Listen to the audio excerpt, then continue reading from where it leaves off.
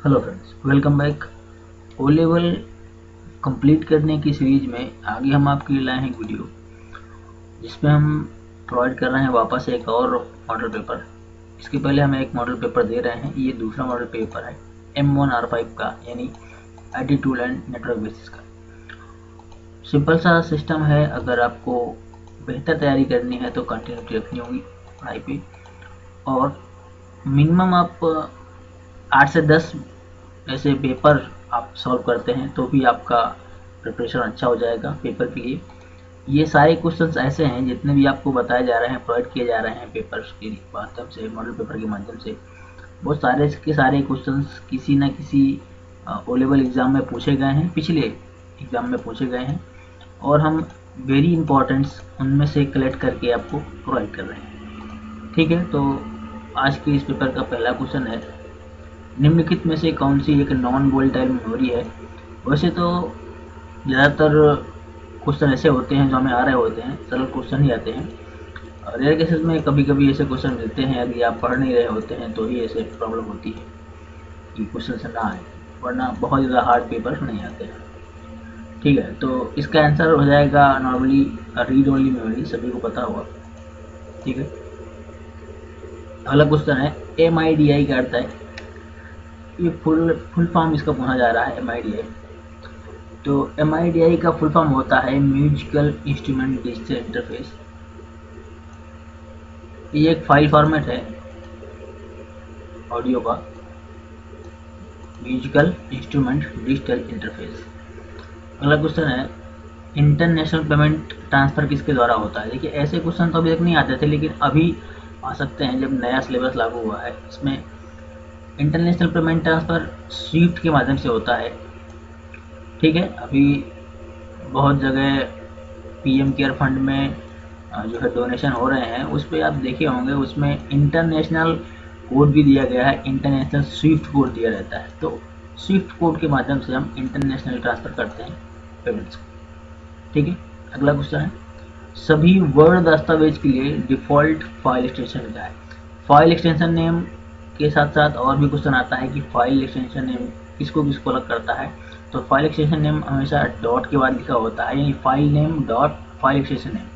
तो वर्ड दस्तावेजों में सभी के लिए, यानी सभी वर्ड्स के लिए कौन सा एक फाइल एक्सटेंशन नेम होता है, TXT, WRD, FQX। तो DOC सभी में बाय डिफ़ॉल्ट एक फाइल एक्सटेंशन होता है, DOC। ठीक है, नेक्स्ट क्वेश्चन, निम्न में से कौन सा प्रोग्राम उच्च स्तरीय भाषा में मशीन भाषा में लिखा गया है, यानी उच्च स्तरीय भाषा को मशीन भाषा में बदलने का काम करता है। तो assembler, compiler, operating system, editor. तो एडिटर अलग सॉफ्टवेयर है, ऑपरेटिंग सिस्टम अलग सॉफ्टवेयर है, और असेंबलर असेंबली भाषा काम करता है, और कंपाइलर एक सॉफ्टवेयर है जो हाई लेवल लैंग्वेज को लो लेवल लैंग्वेज और लो लेवल लैंग्वेज को हाई लेवल लैंग्वेज में कन्वर्ट करता है। ठीक है, जैसे C++ आपका कंपाइलर बेस्ड लैंग्वेज है, ऐसे ही पाइथन आपका इंटरप्रेटर बेस्ड लैंग्वेज है। तो कंपाइलर और इंटरप्रेटर ऐसे वर्क करते हैं। ठीक है, तो कंपाइलर आपका यहाँ पर उच्च स्तरीय भाषा को निम्न स्तरीय भाषा में कन्वर्ट करता है। अगला क्वेश्चन है, निम्न में से कौन सा डेटा मॉडल है। डेटा मॉडल क्या होते हैं। डेटा मॉडल किसी भी डेटा का डिफिनीशन डिफाइन करते हैं कि वो डेटा किस टाइप के डेटा से रिलेटेड है, किस टाइप का डेटा काम कर रहा है। तो यहाँ पर जो दिया जा रहा है वो भौतिक डेटा मॉडल, यानी फिजिकल डेटा मॉडल एक टाइप का डेटा मॉडल है। ठीक है, और बाकी सभी ये डेटा मॉडल नहीं है। ठीक है, तो डेटा मॉडल डेटा की प्रॉपर्टीज़ को भी डिफाइन करता है, और ये भी डिफाइन करता है कि किस तरह का डेटा एक दूसरे के साथ रिफर करता है। ठीक है, अगला क्वेश्चन है, XML क्या है। तो XML सपोर्ट ऑफ HTML नहीं है। तो extensible markup language, XML is stand for तो ये हो जाएगा आपका फुल फॉर्म XML का, एक्सटेंसिबल मार्कअप लैंग्वेज। तो XML क्या है पूछा जा रहा है, पार्ट ऑफ ड्यूटीज, ये सब कुछ नहीं है। तो फुल फॉर्म सीधे सीधे पूछा जा रहा है यहाँ पर, तो फुल फॉर्म आपको बताना है XML का। ठीक है, ये ज़्यादातर एप्लीकेशन यानी मोबाइल ऐप्स वगैरह बनाने में यूज होती है माइक्रोप्लग मेजर एक्सेल। एक फाइल प्रबंधन प्रणाली आमतौर पर रिकॉर्ड से एक्सेस करती है। किस रिकॉर्ड से एक्सेस करती है? एक फाइल प्रबंधन प्रणाली। क्वेश्चन को एक बार और जरा सही समय। एक फाइल प्रबंधन प्रणाली आमतौर पर रिकॉर्ड को एक्सेस करती है एक समय में केवल एक फाइल, एक बार में कई फाइलें, एक बार में केवल 2 फाइल, इनमें से कोई भी। तो कोई भी फाइल प्रबंधन प्रणाली हो, सिस्टम हो, कोई भी मैनेजमेंट फाइल सिस्टम हो, वो केवल एक समय में एक ही फाइल एक्सेस करता है, यानी हम एक फाइल को एक साथ में काम कर सकते हैं। एक विश्वव्यापी वेब में वेब पेज होते हैं, ठीक है। एक विश्वव्यापी वेब को आप W3 बोलते हैं। www यानी वर्ल्ड वाइड वेब में वेब पेज होते हैं। वेब पेज क्या होते हैं? इकाई कंप्यूटर में रहते हैं, HTML का उपयोग करके बनाया गया। अन्य सभी वेब पेज के लिए लिंक होते हैं। HTML का उपयोग करके एक साथ जुड़े कई कंप्यूटर रहते हैं। बिल्कुल सही है, ये वाला ऑप्शन आपका। तो W3 जो होता है वो HTML के बहुत सारे कंप्यूटर्स के आपस में जुड़े हुए नेटवर्क टाइप का होता है, उसे हम W3 बोलते हैं। इनपुट डिवाइस जो कि किसी गेम स्टेशन पर गेम खेलने के लिए प्रयुक्त होता है। तो ये सभी जानते होंगे, यहाँ पर इनपुट डिवाइस सभी हैं, जॉयस्टिक, टच पैनल, कीबोर्ड और ट्रैक बॉल। तो यहाँ पर जॉयस्टिक आपका गेम खेलने के लिए प्रयोग होता है, ठीक है। अगला ट्रू फॉल्स आपको बताने हैं। यहाँ पर सभी 40 नंबर तक के आपके 40 एक नंबर के रहेंगे। बाइनरी नंबर इस बाइनरी नंबर के लिए हेक्साडेसिमल नंबर निकालना है। तो सिंपल सा तरीके हैं, आप हेक्साडेसिमल निकालेंगे, ये सही है। इसका बाइनरी नंबर ये होता है हेक्साडेसिमल, ठीक है। 92P। अगला, ब्राउजर वेब पेज डिस्प्ले के लिए कंपाइलर का उपयोग करता है। फिर समझिए एक बार, ब्राउजर वेब पेज डिस्प्ले के लिए कंपाइलर का उपयोग करता है। देखिए, ब्राउजर कभी भी कंपाइलर और इंटरप्रेटर का उपयोग नहीं करता है, वो सिंपली मार्कअप लैंग्वेजों का इस्तेमाल करके वेब पेज आपको दिखाया जाता है। तो ये क्या हो गया? ये आपका फॉल्स हो गया, ठीक है। अगला क्वेश्चन, एक संबंध परक यानी रिलेशनल टेबल तालिका में कोई भी 2 पंक्तियां समान नहीं है, ठीक है। तो कभी भी रिलेशनल डेटाबेस में 2 पंक्तियां एक जैसे नहीं होती हैं, ये बिल्कुल ट्रू है, बिल्कुल सही, ठीक है। अगला क्वेश्चन, autoexe.bat फाइल कंप्यूटर को बता सकती है कि निष्पादन योग्य फाइलों के लिए पहले कहाँ देखना है। मतलब ये पूछ रहा है कि अगर इस तरह की फाइल है तो क्या कंप्यूटर को ये बता सकती है कि क्या करना है, पहले कहाँ पर देखना है, क्या काम करना है, ठीक है। तो ये बिल्कुल सही है, क्योंकि .bash फाइलें या exe के साथ बनी हुई फाइलें, एग्जीक्यूटेबल फाइलें जो होती हैं वो सॉफ्टवेयर होती हैं, और उन फाइलों में ही ऐसे कोड लिखे होते हैं जिनमें ये बताया जाता है कि कंप्यूटर को क्या करना है, ठीक है। तो .bash फाइलें, जैसे हम नोटपैड का इस्तेमाल करके .bat फाइल बनाते हैं, या नोटपैड का इस्तेमाल करके, कोई भी टेक्स्ट एडिटर का इस्तेमाल करके हम बैश फाइलें बना दें और उनमें कुछ ऐसे कोड लिखें कि उसमें ये लिखा जाए कि कंप्यूटर को क्या करना है, तो बिल्कुल वो ऐसा काम कर सकती है। निष्पादन योग्य फाइलें पहले कहाँ पर क्या देखना है वो ऐसा काम कर सकती है, ठीक है। तो हम .bat फाइल यानी बैश फाइल बोलते हैं उसको, और .bat उसका फाइल एक्सटेंशन होता है। ऐसे करके हम फाइलें बना सकते हैं, ठीक है। अगला, किसी भी वर्ड डॉक्यूमेंट की पृष्ठभूमि हमेशा सफ़ेद रंग की होती है। तो ये बिल्कुल सही है, बाय डिफ़ॉल्ट वर्ड का जो बैकग्राउंड होता है वो सफ़ेद ही आता है, ठीक है। ये भी ट्रू हो गया। पावर पॉइंट में जब आप वेब पेज के रूप में शेप का उपयोग करते हैं तो प्रेजेंटेशन को एनिमेटेड GIF है, दरअसल इसको GIF बोलते हैं, GIF इमेज का फाइल एक्सटेंशन है, इमेज में बदल दिया जाता है, ठीक है। तो ये फॉल्स है, दरअसल ऐसा कुछ नहीं होता है। जब हम पावर पॉइंट को सेव करते हैं तो वो बाय डिफ़ॉल्ट पावर पॉइंट के एक्सटेंशन से ही सेव होता है, ठीक है, इसलिए ये फॉल्स हो गया। किसी चार्ट को स्लाइड में जोड़ने के लिए खाली डेटा शीट प्राप्त करने के लिए इंसर्ट चार्ट बटन पर क्लिक करें, ठीक है। अगर आपको चार्ट ऐड करना है तो, और डेटा शीट प्राप्त करना है, चार्ट ऐड करना है, तो सीधे आप इंसर्ट में जाएं, चार्ट इंसर्ट में क्लिक करें। तो ये आपका ऑप्शन क्या, ये हो गया आपका ट्रू, ठीक है। हम ऐसे ही चार्ट इंसर्ट करते हैं। निरपेक्ष यानी एब्सोल्यूट एब्सोल्यूट सेल आप जानते हैं कि डॉलर के साथ उसको एब्सोल्यूट किया जाता है। संदर्भित सेल स्प्रेडशीट में एक ही सेल को संदर्भित करता है, ठीक है।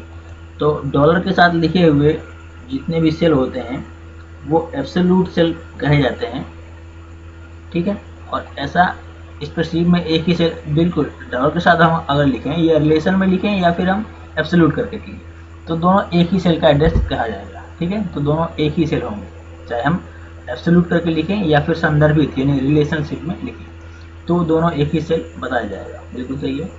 अगला, डेटा मॉडलिंग ये सुनिश्चित करने के लिए तालिकाओं में डेटा को व्यवस्थित करने की प्रक्रिया है कि डेटाबेस हमेशा अस्पष्ट, यहाँ पर लिखा है अस्पष्ट। अभी डेटा मॉडल एक क्वेश्चन आया था ऊपर, सेम वैसा ये भी है, यानी वही है। आप ये समझ सकते हैं कि डेटा मॉडल का ये डेफिनेशन लिखा हुआ है। डेटा मॉडलिंग ये सुनिश्चित करने के लिए तालिकाओं में डेटा को व्यवस्थित करने की प्रक्रिया है कि डेटाबेस में हमेशा अस्पष्ट है, यहाँ पर अस्पष्ट लिखा हुआ है जबकि वो स्पष्ट होता है, ठीक है। इसलिए क्या हो गया, ट्रू हो गया। फॉल्स, क्योंकि अस्पष्ट लिखा है इसलिए फॉल्स हो गया। स्पष्ट लिखा होता तो ट्रू हो जाता, ठीक है। अगला, इंकजेट प्रिंटर एक प्रभाव प्रिंटर है। प्रभाव मतलब इम्पैक्ट। तो इंकजेट प्रिंटर जो है क्या वो एक प्रभाव यानी इम्पैक्ट प्रिंटर है या नहीं है? तो इंकजेट प्रिंटर एक इम्पैक्ट प्रिंटर नहीं है, ठीक है। ये नॉन इम्पैक्ट प्रिंटर है। दो टाइप के प्रिंटर होते हैं, इम्पैक्ट और नॉन इम्पैक्ट, जिसमें से इंकजेट लेजर प्रिंटर आपके नॉन इम्पैक्ट में आते हैं, ठीक है। दो याद कर लीजिए, बाकी सभी आपके इम्पैक्ट में आते हैं, ठीक है। नॉन इम्पैक्ट में इंकजेट और लेजर। अगला तीसरा क्वेश्चन है, इसमें हमें मैचिंग करनी है, एक्स ग्रुप को वाई ग्रुप में से मैच करना है।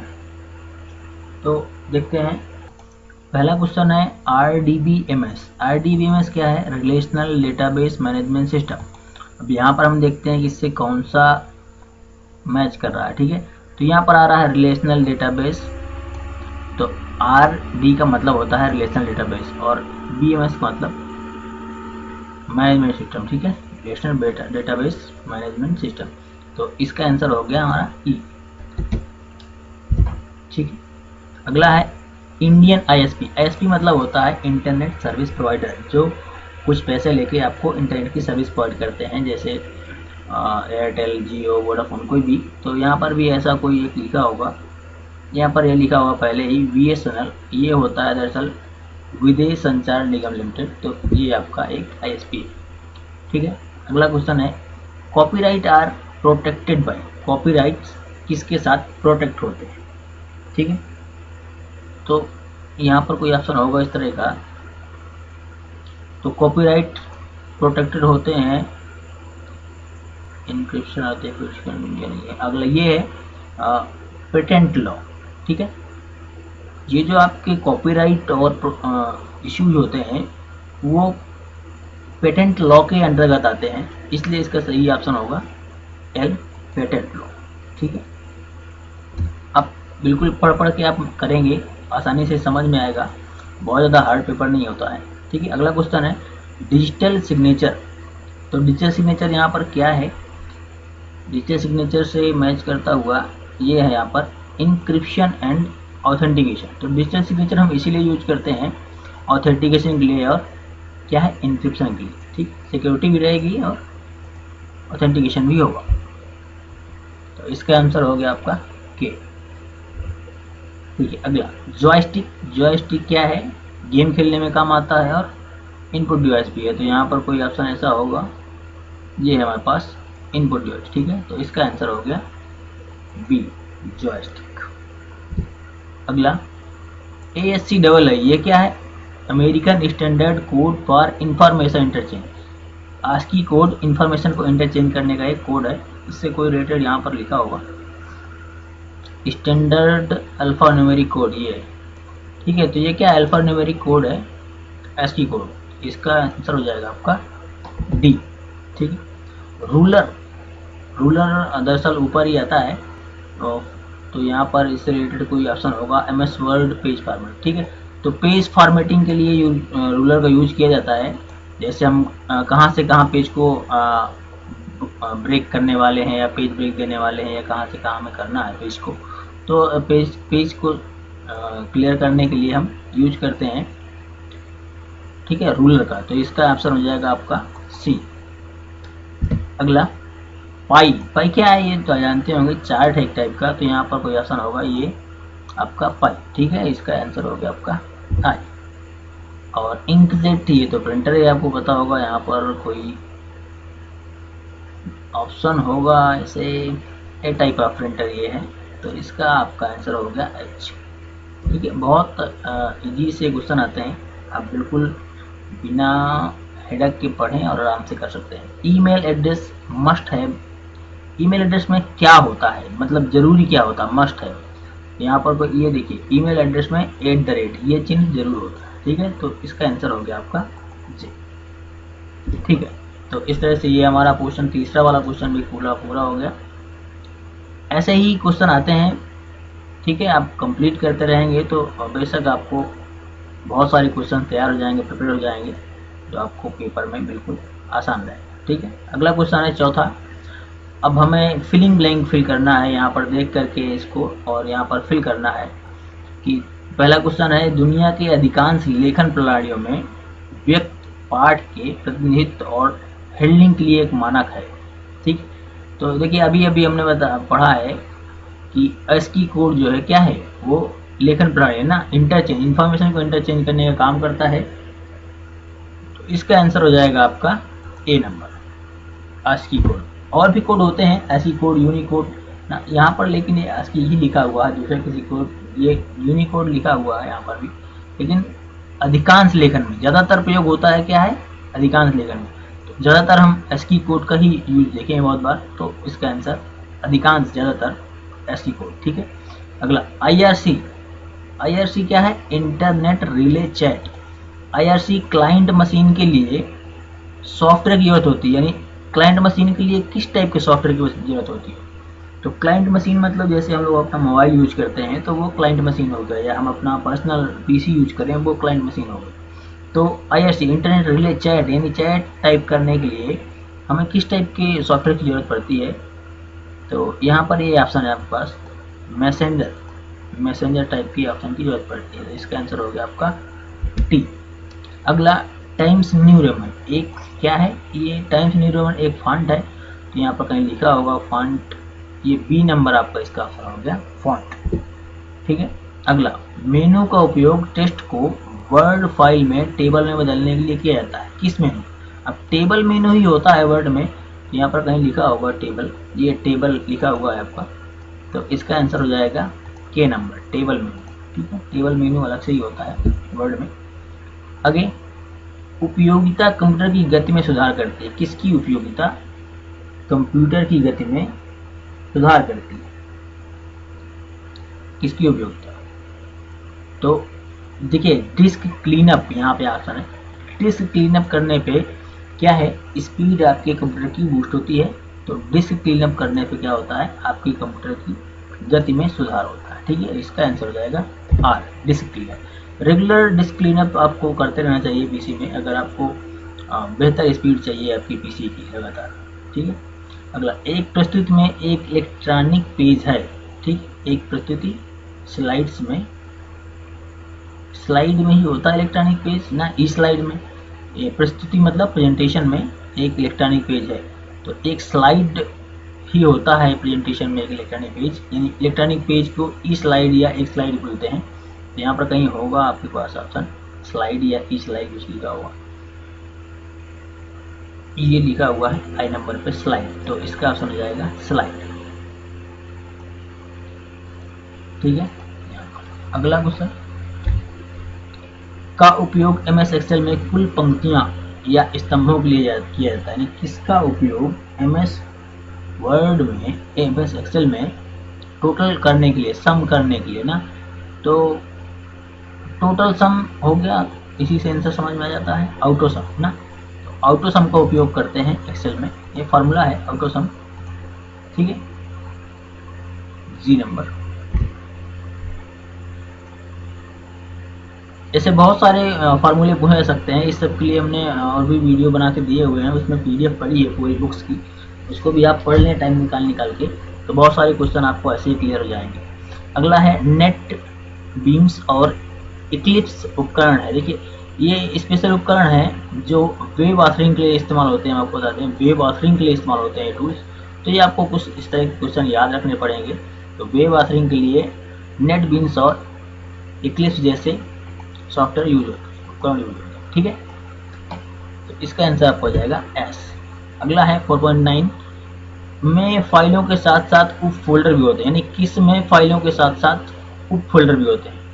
तो किसी भी फोल्डर के अंदर हम फाइलें, फाइलों के अंदर फोल्डर, सब फोल्डर, उप फोल्डर मतलब सब फोल्डर, ऐसे चीज़ें रख सकते हैं। तो यहाँ पर क्या होना चाहिए, फोल्डर ही होना चाहिए। फोल्डर के अंदर ही हम फाइलें और भी फोल्डर रख सकते हैं। तो यहाँ पर कहीं ऑप्शन होगा फोल्डर का, ये आप फोल्डर ही हम रख सकते हैं। ठीक है, तो इसका आंसर हो जाएगा सी, फोल्डर्स ना। फोल्डर में हम फाइलों के साथ साथ उप फोल्डर भी रख सकते हैं, ये हो सकता है। GSP is side scripting language, यानी किस साइड का। देखो दो टाइप का स्क्रिप्टिंग लैंग्वेज होता है, एक क्लाइंट साइड और एक सर्वर साइड। तो जीएसपी किस साइड का है, तो जीएसपी आपका सर्वर साइड का है, यानी सर्वर साइड इनक्रिप्टिंग लैंग्वेज है। दो टाइप का इनक्रिप्टिंग लैंग्वेज होता है, एक आपका क्लाइंट साइड और दूसरा सर्वर साइड।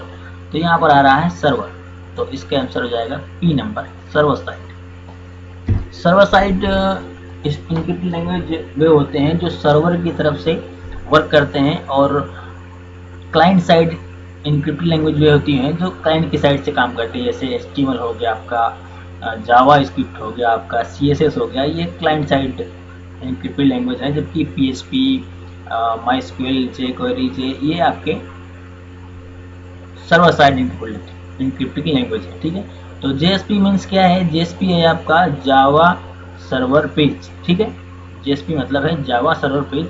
ये क्या है, ये एक टेक्नोलॉजी टाइप है जो सर्वर साइड की टेक्नोलॉजी के लिए यूज करते हैं। ठीक है, एक तरह की एक्सटेंशन नेम है। ठीक है, तो ये क्या है, JSP आपका सर्वर साइड इनक्रिप्टेड लैंग्वेज के लिए यूज किया जाता है। ठीक है, तो ये थे आपके 40 क्वेश्चन। इसके बाद आपका सेकेंड पार्ट भी हम यहाँ पर दे रहे हैं। तो सेकेंड पार्ट आप घर पे अच्छे से इसको करेंगे। अगर किसी भी सवाल में, क्वेश्चन में आपको प्रॉब्लम जाती है तो आप कमेंट करके ज़रूर पूछें। यदि किसी भी पीछे के सवाल में आपको डिस्क्रिप्शन क्लियर ना हुआ हो तो भी आप कमेंट करके पूछ सकते हैं। ठीक है, इस दूसरे पार्ट के सभी क्वेश्चंस के लगभग आंसर आपको ई बुक में मिल जाएंगे, जो ई बुक हमने प्रोवाइड की है यहाँ पर। तो उस ई बुक का भी कोई चार्ज नहीं है, यहाँ पर किसी का भी कोई चार्ज नहीं है। सारे के सारे PDF हम फ्री प्रोवाइड कर रहे हैं। तो आपको ई बुक वाले PDF वाले वीडियो में जाके उसको लोड कर लें, और उसमें से इसमें जितने क्वेश्चंस आपके हैं उसमें से सारे के सारे कवर हो जाएंगे। ठीक है, तो मिलते हैं हमारे अगले वीडियो में।